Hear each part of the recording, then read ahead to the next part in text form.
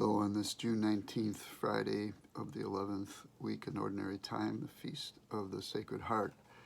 A few things for today.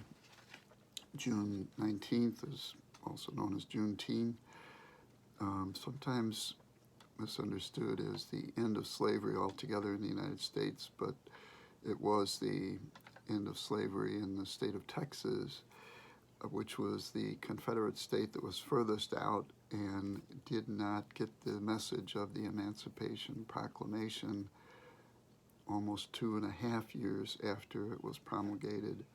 And the Union Army went to Texas and proclaimed that the slaves were free. Interestingly enough, too, it was on this date that the Civil Rights Act of 1964 was approved after 83 days of filibustering.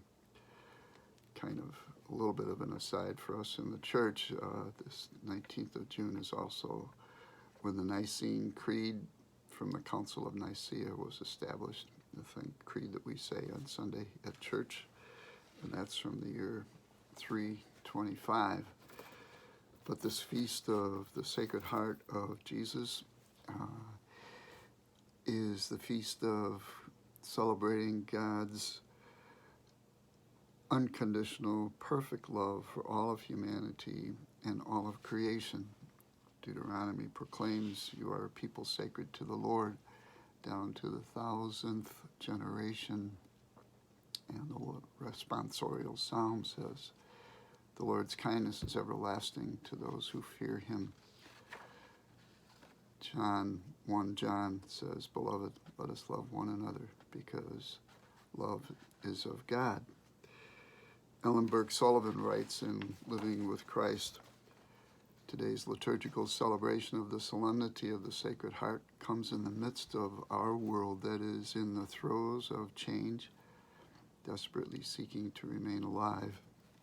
The power of pandemic disease continues to ravage the populations of nations.